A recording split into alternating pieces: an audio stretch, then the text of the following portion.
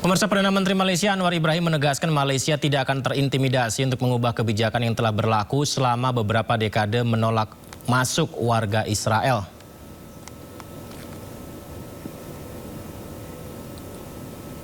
Pemirsa, Perdana Menteri Malaysia Anwar Ibrahim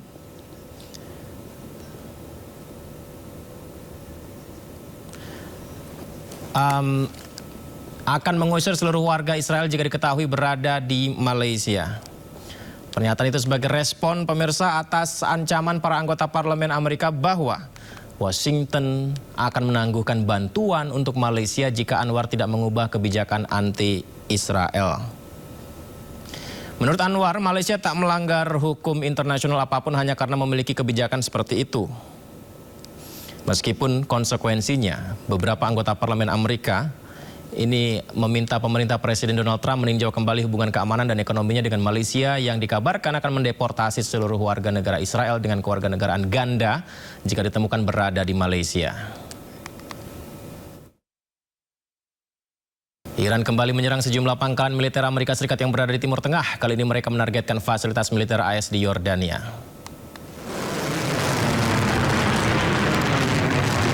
IRGC, pemirsa. Garda Revolusi Iran terus menyerang pangkalan militer Amerika Serikat, salah satunya target adalah pangkalan Amerika di Yordania. Di mana serangan drone kali ini menargetkan pangkalan King Faisal dan Pangeran Hasan. Iran mengklaim telah menghancurkan 8 drone MQ-9 dan merusak 2 helikopter Amerika. Seperti yang kita saksikan di layar kaca Anda, pemirsa.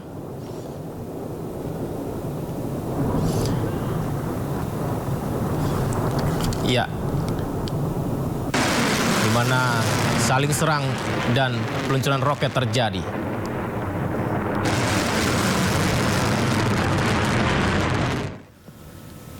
Sementara itu, Amerika Serikat kembali meluncurkan gelombang serangan ke-12 yang menyasar fasilitas militer milik Iran. Sebuah rekaman yang dirilis oleh Komando Pusat Amerika Serikat atau CENTCOM memperlihatkan sejumlah serangan Amerika Serikat yang menembak kendaraan militer, gudang rudal, dan drone milik Iran. Berdasarkan informasi yang dirilis oleh CENTCOM, pihaknya saat ini berfokus melumpuhkan kemampuan maritim milik Iran. Lebih dari 50.000 personel militer Amerika Serikat dikerahkan di seluruh penjuru Timur Tengah untuk bersiap jika sewaktu-waktu terjadi eskalasi di daratan Timur Tengah.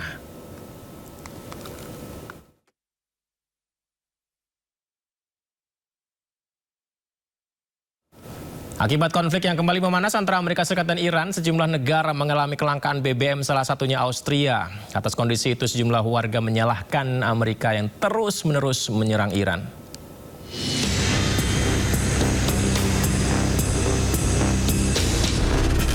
Warga Branau Amin, kota perbatasan Austria, mulai merasakan dampak kenaikan bensin atau bahan bakar. Konflik di Timur Tengah membuat harga BBM merangkak naik. Kondisi tersebut membuat warga ramai-ramai menyalahkan Amerika Serikat yang terus menyerang Iran. Harga minyak dunia kembali meningkat dalam beberapa hari terakhir akibat kekhawatiran konflik tersebut. Per hari ini, harga minyak dunia Brent berada di angka 95,62 dolar Amerika per barrel. Angka tersebut naik dibandingkan kemarin yang berada di angka 93,68 dolar Amerika per barrel. Langkanya BBM di Austria membuat warga menghindari perjalanan yang tidak mendesak sebab mereka khawatir jika kelangkaan BBM semakin parah. Startbausteuer, aber seit wann sind die Benzinpreise so gestiegen? Seit dem Angriff von Mr. Trump auf den Iran. Also ich fahre bewusster, ich versuche Fahrten zu vermeiden, die nicht unbedingt notwendig sind. Und ehrlich gestanden, es ist nicht so, dass ich völlig aufs Auto verzichte. Die öffentlichen Verkehrsmittel sind in unserer Stadt auch nicht besonders gut ausgebaut, meiner Meinung nach, von meinem Wohnort aus. Meski begitu, otoritas Austria mengatakan pasokan bahan bakar dan minyak tetap aman meski pasar bergejolak. Namun mereka tidak menutup kemungkinan harga akan terus naik bila kondisi di Selat Hormuz tak kunjung membaik.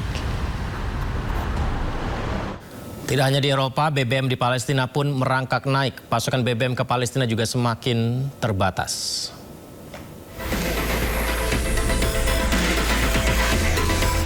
Antrean panjang kendaraan terjadi di pom bensin yang berada di seluruh kota Ramallah, Palestina. Tidak hanya membawa kendaraan, warga juga membawa sebuah wadah plastik untuk mewadahi BBM. Hal ini terjadi karena semakin menipisnya cadangan BBM di Palestina akibat konflik antara Amerika Serikat dan Iran. Bahkan, seorang warga harus mendorong mobilnya untuk mencari pom bensin dengan jarak yang cukup jauh. Kondisi ini membuat sejumlah warga mengeluh dan berharap kelangkaan BBM dapat diatasi. طلب تاكسي ب 20 شيكل لهون مشان اعبي جلن وهنا عبيت الجلن بعد ساعة ونص وانا بعبي الجلن عبيت الجلن وهسه بدي اخذ تاكسي كمان طلب ب 20 شيكل هي 40 شيكل على جلن 70 لتر وشارته مقطوعة ومش المشكلة عندي انا المشكلة عامة يعني مش خاصة فيي انا عرفت كيف؟ فمفروض من السلطات حل المشكلة هاي والمعضلة هاي يعني المواطن شو بده من السلطة؟ بده الخدمات مقابل انه بدفع خدمات للسلطة من اي شيء المواطن بده للسلطة من جمارك من كل شيء مفروض السلطة انها كمان انها تخدم المواطن. Kementerian Keuangan dan Otoritas Perminyakan Umum Palestina menyebut konflik regional yang tak kunjung usai membuat stok BBM terus berkurang. Pihak berwenang mengatakan terus berupaya untuk meningkatkan jumlah pasokan bahan bakar dalam beberapa hari mendatang. Sementara itu, Direktur Jenderal Badan Distribusi Bahan Bakar Ramallah mengatakan kelangkaan BBM akan berakhir pada awal bulan Agustus. الأزمة هاي الحالية اللي هي الإجراءات الإسرائيلية في ظل الحرب الموجودة وانخفاض كميات التوريد وتهافت الناس كمان على المحطات أدى إلى هاي الأزمة وإن شاء الله هاي الأزمة من هون لأول الشهر أو خلال الأيامات القليلة القادمة إن شاء الله بنكون نطلع منها زي ما وعدونا هيئة البترول ووزارة المالية. وأهم عامل هو تكدس الشيكل عندنا والكل بيعرف هذا الموضوع والمقاصة والأمور هاي كمان هي أدت إلى تقليص كمية التوريد للضفة الغربية. Selain itu, menurut pemerintah setempat, kelangkaan ini berkaitan dengan langkah-langkah Israel selama masa perang, berkurangnya pengiriman, serta panik buying warga Palestina. Menteri Keamanan Nasional Israel Itamar Ben-Gvir mengunjungi kompleks Masjid Al-Aqsa. Dalam kunjungannya ia memuji sejumlah warga Israel yang menurutnya telah berdoa di sana sebagai bentuk pembangkangan terhadap aturan lama yang berlaku di Masjid Al-Aqsa. Kunjungan itu menuai kecaman dari sejumlah negara Islam, diantaranya Yordania, Palestina, dan negara-negara Arab lain. Kompleks yang dikenal oleh warga Israel sebagai Bukit Bait Suci ini merupakan situs suci umat Muslim. Pengelolaan wilayah Al-Aqsa dilakukan oleh sebuah yayasan keagamaan Yordania berdasarkan aturan yang mengizinkan umat non-Muslim untuk berkunjung namun melarang mereka untuk berdoa. Namun Menteri Keamanan Nasional Israel Itamar Ben-Gvir berulang kali menyerukan warga Israel untuk berdoa di situs itu. Langkah Itamar pun dikecam oleh sejumlah negara, diantaranya Yordania, Palestina, dan sejumlah negara-negara Arab lain. Sejumlah negara tersebut menilai tindakan itu merupakan provokasi yang tidak dapat diterima.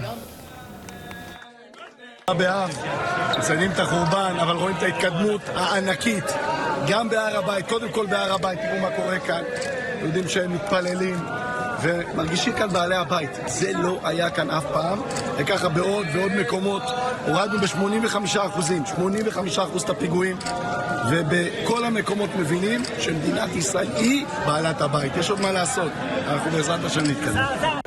Kebakaran hutan bergerak cepat melanda Prancis Selatan. Kobaran api yang dipicu kondisi kering ekstrim memaksa ratusan warga mengungsi. Sementara hampir 1.000 petugas berjuang menahan laju si jago merah. Kebakaran hutan melanda Departemen Var di Prancis Selatan. Kobaran api memaksa hampir 400 warga meninggalkan rumah mereka demi menyelamatkan diri. Rekaman video pada Rabu memperlihatkan armada pemadam kebakaran berdatangan ke lokasi saat kepulan asap hitam membumbung tinggi dan menyelimuti langit di atas perbukitan. Kalau yang kita lihat ini adalah asap putih ya. Ini karena cuacanya juga pada saat itu juga kebakaran terjadi pada siang, sore hingga malam hari. Hingga saat ini sedikitnya 2.550 hektar lahan telah terbakar. Otoritas memastikan belum ada korban jiwa dalam insiden ini.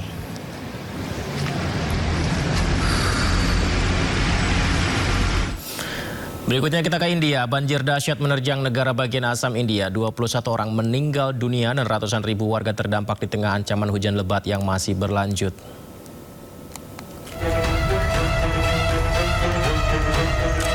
Banjir parah melanda negara bagian Assam di timur laut India. Dilaporkan 21 orang meninggal dunia dalam 24 jam terakhir. Rekaman video dari distrik Jorhat memperlihatkan rumah, jalan, dan lahan pertanian tenggelam di bawah genangan air. Warga terpaksa menerobos banjir setinggi pinggang sambil menyelamatkan barang-barang mereka. Sementara tim penyelamat menyiapkan perahu untuk melakukan evakuasi. Hingga saat ini, sedikitnya 872 desa masih terendam banjir. Lebih dari 24.000 hektar area lahan pertanian juga dilaporkan rusak akibat luapan air. Badan Meteorologi India telah mengeluarkan peringatan kuning untuk wilayah Assam. Otoritas memperkirakan badai petir dan hujan lebat masih akan terjadi di sejumlah daerah selama 4 hari ke depan, sehingga resiko banjir susulan masih tetap tinggi. Ya, mantan Presiden Venezuela Nicolas Maduro kembali menjalani proses hukum di Amerika Serikat. Di bawah pengawalan ketat, Maduro tiba di Pengadilan Federal Manhattan untuk mengikuti sidang pra-peradilan di tengah dakwaan narkoterorisme dan penyelundupan kokain yang jadi salah satu perkara internasional paling menyita perhatian. Ini adalah iring-iringan kendaraan yang dikawal polisi membawa mantan Presiden Venezuela Nicolas Maduro tiba di Pengadilan Federal Manhattan, New York, Amerika Serikat. Rekaman video ini kita bisa saksikan konvoi kendaraan berkaca gelap melaju di jalanan kota New York dengan pengamanan ketat menuju gedung pengadilan. Pemirsa, Maduro didakwa atas konspirasi narkoterorisme, konspirasi penyelundupan kokain ke Amerika Serikat, serta pelanggaran terkait senjata. Maduro dan Flores ditahan di pusat penahanan federal di Brooklyn setelah ditangkap pasukan Amerika Serikat dalam operasi militer di Caracas pada 3 Januari lalu.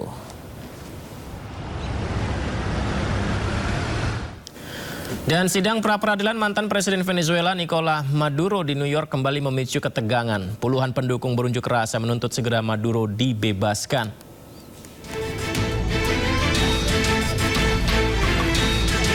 Puluhan demonstran berkumpul di depan gedung pengadilan federal Manhattan, New York.